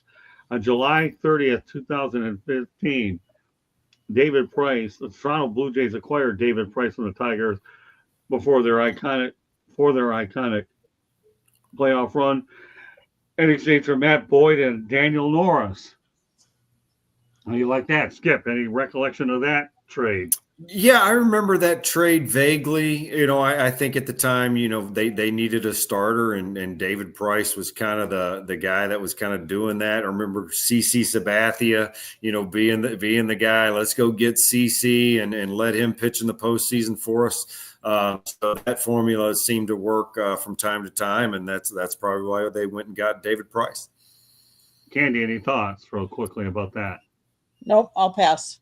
Okay, I don't mind people passing. A few more tops to get to. Catsy.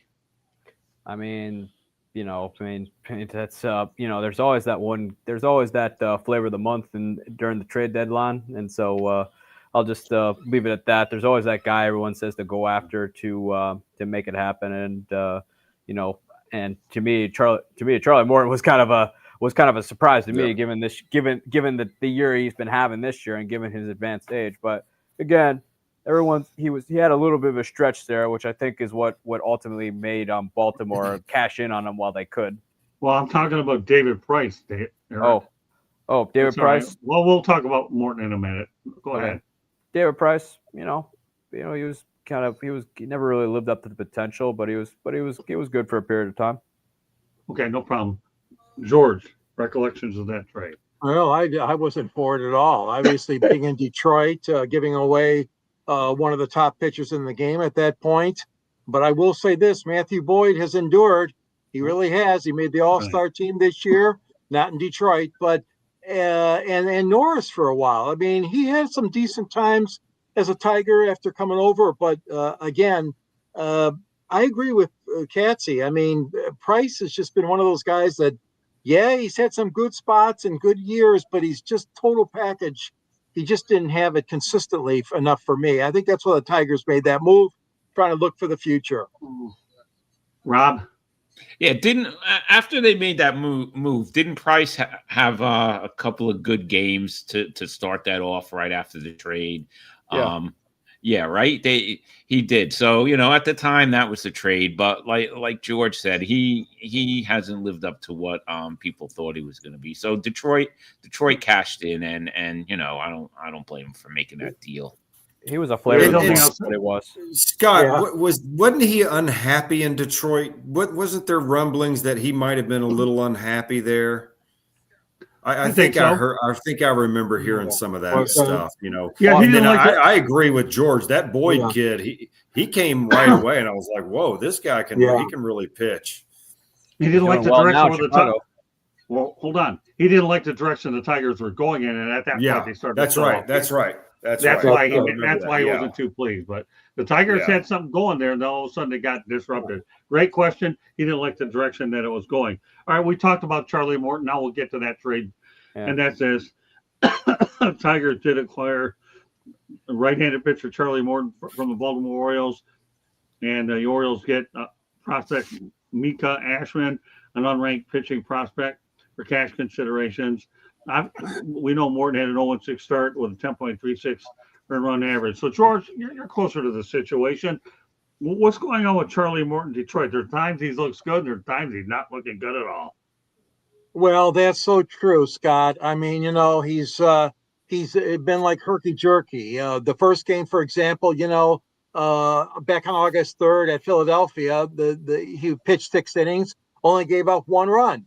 I mean, he was right spot on. Next game comes back against the Angels, and he stunk up the joint. 4 in the 3rd innings and gives up 6 runs. So he's got this good bad formula thing. Unfortunately, the last 2 times he's pitched against Houston and the Athletics, those also he won the Houston one. So he's in this back and forth mode. And then they played the Mets, okay, and September 1st, and he gives up 6 runs in that game. And then his last appearance against the White Sox, he gave up. They pulled him after 3 innings. He gave up 3 runs and 4 hits. So I think right now what the situation is with him, unless he can, definitely shut these teams down, I don't think he's got a solid chance. But who knows? I mean, the Tigers are fishing for a number 2-3 starter in the postseason, as we know. and Flaherty and Mize and Morton are in the mix. I know that Hinch likes Morton because remember he played for AJ at one time. So, but I think that, yeah, he is a veteran, 40 years old or whatever. He still has some baseball left in him, but he's not going to get you past 5 or 6 innings, but that's okay. But when you start seeing, allowing 5 runs and 6 runs like he has in a couple of these games, 2 games, 3 games, that's not good, Scott. That's not good. All right, Skip, what are your thoughts about Charlie Moore? I thought AJ Hinch could get him fixed. You leave Baltimore not doing well, all of a sudden he goes to Detroit with a chance with a manager he's all too familiar with. Yeah, I mean, I think that's what this is, right? He's Charlie played for AJ. AJ probably pushed this. And there's something to be said about a guy that has a lot of postseason experience and that has done very, very well for in the postseason. It's a different game. Just because some young guys pitching well in September, and I got me a veteran guy that might be just struggling a little bit. I might go with the veteran guy because he's been there and done that. This is a different stage in the postseason. That's why they got him. They wanted another option to have in the postseason. Look, you don't even have to be on the first postseason roster. They can put him on the next one, if somebody doesn't work out. So they wanted options, and that's what they went and got Charlie Morton for. Candy? Give me come back to me. Go to Eric. All right, go ahead, Eric. I mean, I was surprised he was even tradable. I thought he was, given how it had gone in Baltimore, especially early on. I thought he wasn't worth anything except for a trip down to the DFA. I thought any day at that point he would be DFA'd. But but I was shocked Baltimore got something for him. But I think it just came to a matter of A, he has a history of pitching well in the postseason, and B, he's pitched for AJ Hinch. I think AJ Hinch was probably behind that move more than anybody else in the front office. And I think he kind of lobbied for him because of his familiarity with Charlie Morton and knew that they could get him for essentially nothing. So we'll see how it goes, though. But Detroit's, aside from Tarek Skubal, kind of has to figure out that that number 2 to the middle part of their rotation in the postseason, because Tarek can't be just the guy going deep in the ball games, because your bullpen can only last so long. Rob? Yeah, I think Hinch, I think that he definitely pushed for it. I think because of the postseason experience, of course. My quick question is, why was that the Orioles' biggest off-season signing last winter? Mm-hmm. That is what I don't understand. I was shocked at that one myself, because I knew they needed pitching, and what they did was they were banking on Grayson Rodriguez coming back, and Grayson Rodriguez never came back, so that put their rotation in harm's way. And Kyle Bradish and Tyler Wells have only come back now, and who knows how long they'll hold up, because at this point they essentially have two Tyler Glasnows in their rotation. Good when healthy, but their arms can only hold up for so long. So when they made that move, I didn't like it, because it was not a suitable ace to replace an outgoing Corbin Burns. And I knew that their rotation would once again put them in trouble, and it did. All right, Candy. Sometimes players need a change of scenery, and sometimes they need a familiar face. And so maybe that's what this was. It'll remain to be seen how well he does the rest of the year. But, sometimes, like I said, sometimes you just need a change of scenery. Okay, let's go to another trade deadline move involving the Milwaukee Brewers. Unfortunately, this one doesn't look good for the Brewers at the moment, but the Brewers acquired Jordan Montgomery in a deal with the Arizona Diamondbacks with Shelby Miller. This isn't looking too good, Candy, is it, right now, because Shelby Miller is done for the year? Correct.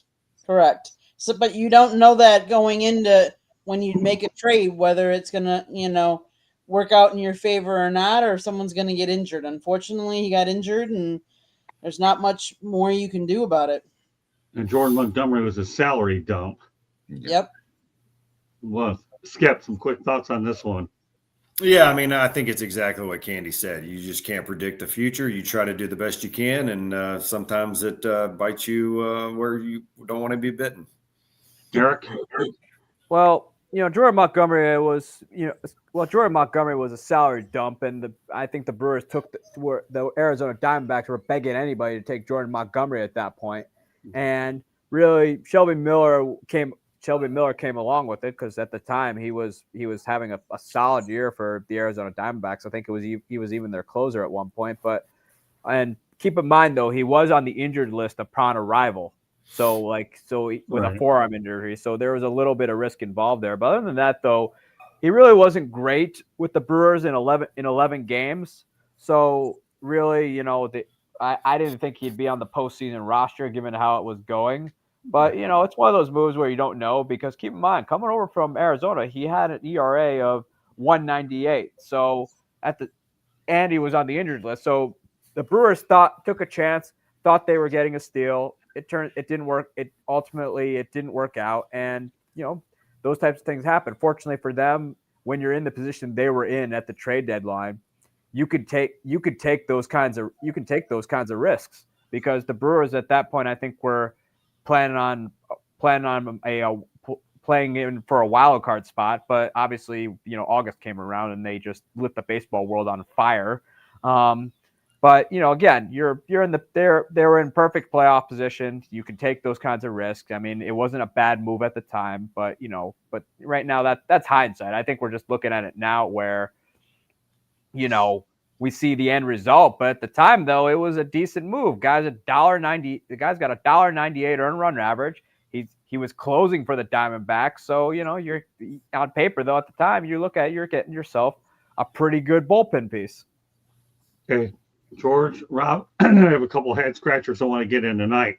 Go ahead, George. Oh yeah, I agree with what's been said. I mean, Sheldon is he's a veteran. I mean, you're trying to catch lightning in a bottle. You certainly had a great, like you said, statistics there, 198 there with Arizona, and unfortunately, he fell victim to the injury bug. And I really think that it was a good move for the Brewers on paper, and obviously in the time that he was there. It's unfortunate, though, that he's hurt. Rob? I'll make it quick. Arizona is the winner of that deal with the salary dump. That's it. Yeah, and you know what? I'll make it quicker, Rob. Ditto. Yeah. And I don't make them that quick. Ditto. I'm going to hashtag ditto. All right, let's go to a couple of head scratchers. Nolan Ryan on August 1st, get this. Nolan Ryan actually had 1,437 strikeouts after the age 39 season. Skip, what are your thoughts about Nolan Ryan? We talked about him earlier, but get that 1,437 strikeouts after his age 39 season. Unbelievable, isn't it? That's crazy. I mean, what a freak of nature he is. He's just superhuman. You see him when he was 62, I think he threw 85 miles per hour in a first pitch. That's insane. He was the man. He was my idol. I loved him. That's who I wanted to be was Nolan Ryan. And after answering this, I'm going to excuse myself to the restroom for a minute, but I'll be right back. All right, go ahead. Candy, you can pick it up. So, Nolan Ryan, lifetime 324, 292. He was an 8-time All-Star. I mean, you think about that. An 11-time strikeout leader. What an amazing pitcher. Like, he just, he had 5,714 strikeouts in his career. That's a lot. That's amazing. Great pitcher. I mean, that's the greatest pitcher of all time. I mean, the guy practically never left the mound. Just ask Robin Ventura. He's the guy's a legend. Of course, it doesn't surprise me that he does that because the guy also just, he evolved as the game evolved, which is something that not a lot of pitchers have really been able to do. I mean, Justin Verlander did, and Nolan Ryan was like at the forefront of that. That's why he was able to pitch forever because he kind of changed with the times. And either way, though, even at the age of 40, you still had to go in the batter's box and buckle up against Nolan Ryan's high heat. George? Nolan Ryan was like the Pete Rose. Yep. You know, he reminded me of Pete Rose with that aggressive attitude. You know, he wouldn't take any crap, and he was out there. He was a fiery guy, and he really took control of any game that he pitched in. He really did. And you know, he's got several outstanding records. But man, oh man, Scott, over 1,400 strikeouts. What'd you say? After age 38 or 39? Yeah, that's what I said, George. Unbelievable. Unbelievable. I always loved him as a pitcher. Very good friend of two presidents, you know, George W. and George H.W. Bush. They're very close to Nolan Ryan. That's all I'm going to say, because obviously the connection with the Rangers and the Astros. All right, well, there you go. You get out of you bailed yourself out of a political move because of that clarification. Otherwise, Yes, you would have been on the wrong side of the political doghouse you were about to enter, but you saved yourself. Okay, Rob? Yeah, you know what? It'll never happen again. I just have one quick thing to say. Really, Mets, Nolan Ryan traded for Jim Fregosi. That's it. I'll tell you one thing I love about You're Rob. Jared Koosman. I enjoyed some of his quick takes. You're doing good, though, Rob. Really, no, it's okay. Because I can tell you right now, that was definitely a forgettable trade for them. Let's go to another head scratcher. I was gonna say though, I know W. Bush had a poster of Nolan Ryan in the Oval Office. I do know that. All right, let's go on to another head scratcher, because you're going to see a lot more Ichiro, Nolan Ryans over the course of the next several weeks. I have a lot of comparisons between these Hall of Famers. And the next one will be Ichiro Suzuki would have to go hitless in 444 consecutive at-bats for his career batting average to dip below 300. Isn't that a head scratcher or what? And to make things even more interesting, Ichiro Suzuki joined the 3,000 hit club on August 7, 2016 with a triple against the Marlins. All right, well, that's just a mention. Skip, what are your thoughts about that? 0 for 400. Let me go back. This is just too surreal, man. 444 consecutive at-bats to get below 300. That's surreal. Yeah, I mean, I've read this, I think, about like Wade Boggs. I've read it about Tony Gwynn, those guys that hit, you know, those lifetime averages that are way above 300. It takes a while since they've compiled so many at bats, it takes a while to ever get that thing down. So what an unbelievable hitter he was. That's amazing that he could go 0 for 444 and still be hitting 300 in the big leagues. That's almost a season worth of at bats. Isn't it? That's it. That's why I put it in there. It's just too surreal. Don't worry. Over the next several weeks, people, I got lots of interesting comparisons between Ichiro and Nolan Ryan. I just want to start off with these two. Candy? You know, he had so many hits between his time in MLB and his time in the Nippon League over in Japan. Like, it's just crazy to see just the all-around good hitter. Like, you didn't want him to come up to bat when the game was on the line and there was runners on base, because you're like, well, do I walk him or do I pitch to him? And but that is just a crazy stat. I mean, that is one of those crazy stats that won't be broken. There you go. You better tell that to your partner, Chris, Rob, because now you get to comment on it. Yeah. Listen, that is amazing. It's crazy. All right. What else could I say about it? But one thing I could say is one vote. One guy didn't vote for him for the Hall of Fame. Right. Come on. Now that's crazier than the 444. Yeah, it is. Well, obviously, Rob seems to understand my philosophy. GMTA, great minds think alike, and that'll be my comment. And we'll leave it to George and Eric. And I have one other interesting streak that we're going to get to tonight. George? Yeah, 8 years in Japan, like Candy mentioned. He had 1,200 hits in Japan, and then he comes over here and has over 3,000, 3,089. I really think that he is just a great person. He came into baseball right when they needed, and especially Seattle. And I really think that that's an astonishing stat, like you said, Scott. That's a lot of a whole season almost of batting to go below that 300 mark, and thank God we didn't see that. He is a great hitter, great baseball player. All right, Catsy.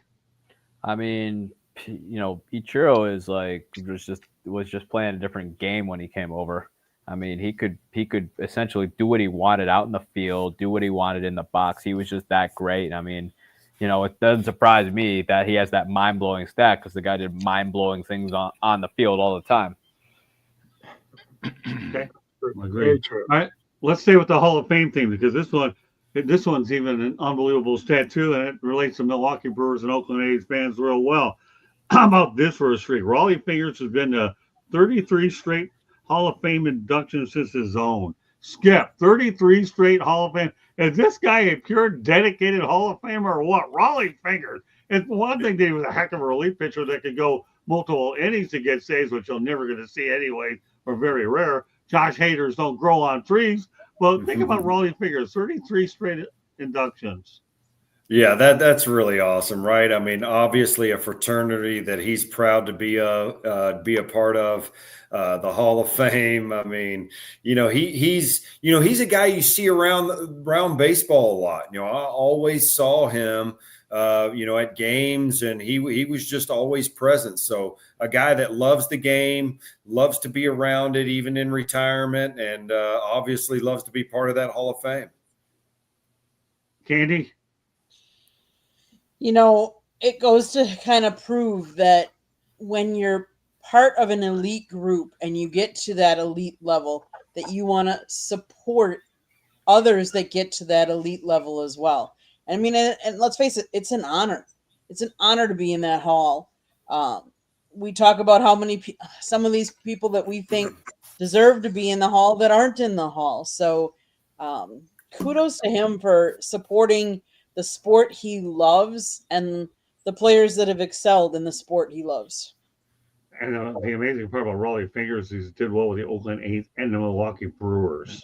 And, of course, we all know about that incredible loved watching him play in person. That was one of the things I can say is that I've actually seen him play in person. That was really cool. Unbelievable. Raleigh Fingers, Oakland A's, and the Milwaukee Brewers, too. Small markets. I mean, Oakland compared to a fast, so small market. Catsy? Well, don't forget, though, he had a great run with the San Diego Padres as well before Milwaukee. A lot of people forget about that. And actually, fun fact, I actually drank with him once. It's great. Raleigh, he actually still lives here in Wisconsin too, which he's fantastic. He always shows up to Brewers events. Really? He's always talking. I met him once at an event where they were opening up the Barrel Yard which is a restaurant inside American Family Field, and great guy to talk to. Great, just a guy who just loves baseball. He will eat it up. The guy is. Once in a while you'll see him at the ballpark, and he's everywhere. He's very delightful to talk to, great with the fans and who know him, and he gets it. And just overall, though, he likes, he's very proud of the fact that he is part of that Hall of Fame fraternity. Not every player gets to go in there. I mean, he's obviously one of the greatest closer of all time who could pitch for who could get a 3+ inning save, which is something that you rarely ever see nowadays. You're lucky if you get a 2-inning save, much less a 3. But again, he's very proud of the fact that he's in the Hall of Fame. I can confirm that. Well, 33 straight times going there after his own induction, that speaks volumes. And you're right, Eric. That's why he's proud. George? Yeah, he is proud, and that's very exemplary of him. And it is, like Mickey said, it is a fraternity there that he loves and wants to be part of and comes back for it. Several players, I know Yogi Berra would come every year to that, and of course many others did, but that's outstanding by Raleigh. He loves the game, he loves the sport, and obviously loves getting around to seeing his old buddies there, Reggie Jackson, and then many others there that he knows from years gone by. So I've always admired him. I really have, as a ball player, and now that you mentioned this about his love for the game with the Hall of Fame streak going, that's awesome. Rob? What a great streak and ambassador for baseball. Also, I heard that he loved the spread that the Hall of Fame put out. It was much better than the stuff he got from the Oakland A's in the clubhouse. That's for sure. That's funny. Yeah, 33 is my favorite number. Raleigh Fingers goes 33. Can't say anymore. But I'll tell you, he's one of those types of people where unless you have a Josh Hader around, who's the only one who's going to get multiple inning saves, it is what it is. So, so next week, David He was- Bednar now. He was the second reliever inducted into the Hall of Fame, too. Oh, was he? Oh, Yes. interesting. Mhm. Yeah, it is. Well, I'll tell you what, rightfully so, he deserves to be there. Well, next week's show, what we're going to do is we're going to be talking about Anthony Rendon. Does he love baseball? So we hope you can join us for next week's edition of 108 Stitches Baseball Talk. Anthony Rendon will be one of our top storylines going into next week. Got a lot accomplished tonight. So with that said, as we get ready to wrap up the show, Skip, let everybody know they get a hold of you. Also, we have a great show on Saturday. Kat's going to join us. Go ahead, Skip. Yeah, Talk if anybody's about your baseball lessons. if anybody's interested in baseball lessons and wants to travel or is in the the southeast area, just find me on Facebook and we can set something up. I'm really enjoying my life teaching lessons right now, and I think that I would love to have as many customers as possible. Well, we'll continue to grow that as well, Skip. That's why we're on Monday nights, and we'll talk about Saturday with Catsy. It'll be interesting, but we had a great show last Saturday. That show continues to grow. Talking baseball with myself and Mickey Callaway. And, of course, Candy was on. Catsy's going to be on, and we'll see what other guests that Skip can conjure up. All right, Cats, let everybody know they get a hold of you. Then Candy will wrap things up after George and Rob with a final station break. You can follow me on my Twitter at Sports Team News, where I tweet about all things baseball, and you can and check out my blog at bellyupsports.com, where I'm writing and covering all things baseball. If you think I don't like your team, I probably don't. And also you can find me on Mickey and Scott's new podcast this coming weekend, where I'm set to make my debut. And let me tell you, nothing will be left off the table. I have no doubt. That's why we added you. All right, I'll tell you one thing. You're one of those grittiest guys I've ever seen, and you're definitely going to fit in with us. All right, George, go ahead. You can find my articles on the South Florida Tribune website under the contributors section. And at the end of that site, there's a link to my book.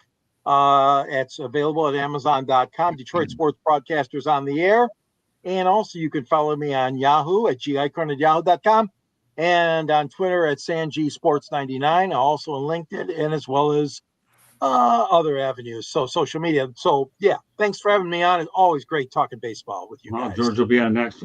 George will definitely be on next Monday night for sure. Actually, it's usually on Monday and Wednesdays unless we have him on a Thursday. So it's a little bit of a rotation there.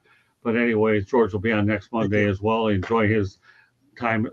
Rob, go ahead. Candy takes it away after we get check us out at NYMLB Talk, me and my co-host Chris. If you didn't see last Friday's episode with Bill the Met Puppet, you have to go check it out.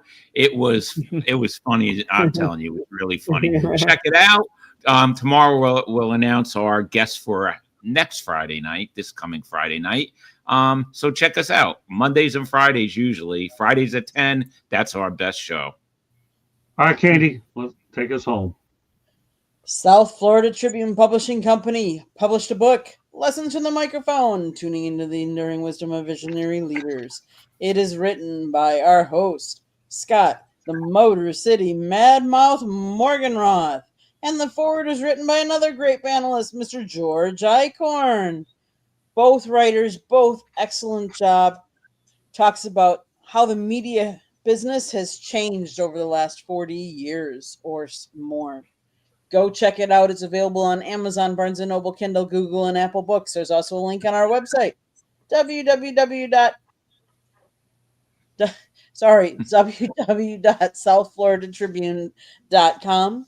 There's a plethora of great content there. Scott wrote a recent story about the Marlins and about Don Mattingly, so go check out his columns there. George wrote recently. Go check out his column. It's a great site. If you see the red subscribe button in that lower right-hand corner, though, that means you have not yet subscribed to us. What are you waiting for? Click it, like us, share us, and then turn on your notifications so you get notified whenever we put up great content. If you're a football fan, we have some content from the Miami Hurricanes. If you're a Marlins fan, we have some Marlins stuff up there. Go check out the YouTube channel. If you like traveling, we put up some travel videos. So go check out our YouTube channel. If you want to advertise, call Scott 954-304-4941. And if you want to be a guest or have topic ideas, you can email us at southfloridatribune@gmail.com. Back to you, Scott. All right, that does it. 108 Inches Baseball Talk. See you next Monday night, same time, 8:30, 8:45 p.m. Eastern Time. Thanks to Mickey, Candy, Eric, George,